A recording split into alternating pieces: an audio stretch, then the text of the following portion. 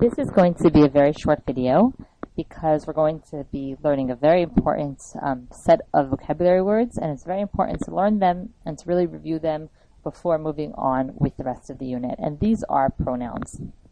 Now, in English, when you have a pronoun, there are two different kinds of pronouns. One, it can be a subject of a sentence, and one is the object. Let me give you an example of a subject.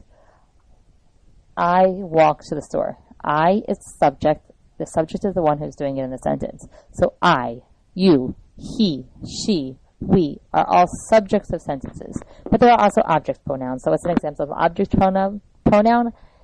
Sarah sees you. You in this case is an object pronoun. Yaakov hits him. I'm talking about his brother. Unfortunately happens too often in my family. Yaakov hits him. Again, him, object pronoun. My parents call us. Us is an object pronoun. These are the object pronouns. These are the two different kinds of pronouns that we have in the English language. And guess what? They are also two different kinds of pronouns in the Hebrew language. There are object and subject. What I'm going to do is go through each one and highlight what is the important ending of the words and how they're going to be used. So if we look, the I in Hebrew is ani. Me in Hebrew is osi. If we see that the effect is that both of these end with a similar sound, the chirik, the e, with the yud.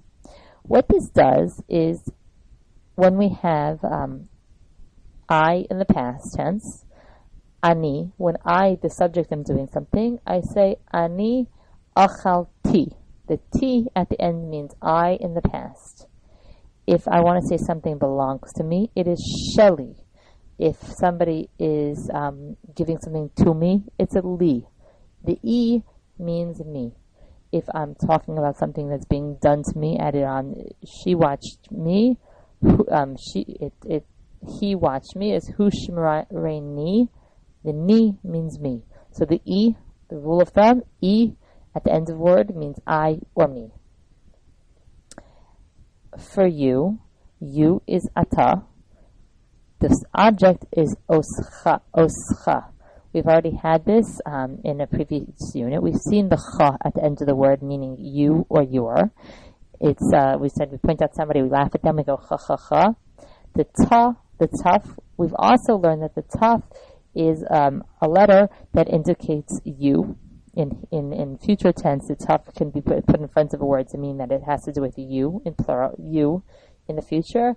The tuf at the end of a word, the ta also means you. So it would be ani achalti, ata achalta. The cha, oscha, it would be shimarti cha. I watched you. The cha gets added on, either to a noun or to a verb to indicate your or you.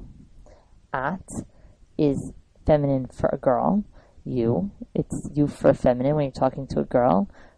Osach is also you're talking or you talking to a girl. Subject, object.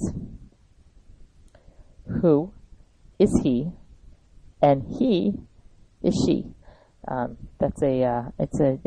me is who, and so me is who is he is she. So, who is he? And him, we've already seen that the O at the end of the word means his or him. It's the same word. Oso is him. She is he, and her is osa. If you look in the hey, there is a dagesh. It's a mapake. It's a little dagesh in the hey, a dot in the hey that indicates that it is her. Last two, anachnu means we. Osanu is us. For these words, just I don't know if any of you know Yaakov Shweki. Yaakov Shweki, he has a song where it goes nu nu nu. So when my kids listen to the song, I've taught them nu nu nu, us, we, our. So if you hear Yaakov Shweki, it goes great. The beat is great. Us, we, our. Believe me, you'll enjoy it when he starts singing nu nu nu. You'll know what I'm talking about. Haim, mem at the end of the word means them. In this case, it means they, or their, or them.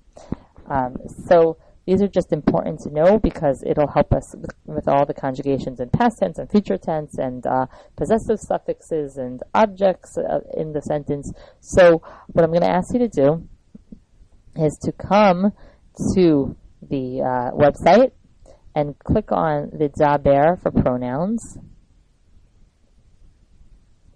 And then when it loads, to review these pronouns until you really know them. You can do the matching game. You can play matching or memory or test yourself. And when you do that, you'll really be ahead of the game when it comes to this unit. Eschen is plural for female. So that's what I would recommend, and good luck. Okay, we'll see you back in a few minutes to learn about nouns after you have reviewed about pronouns.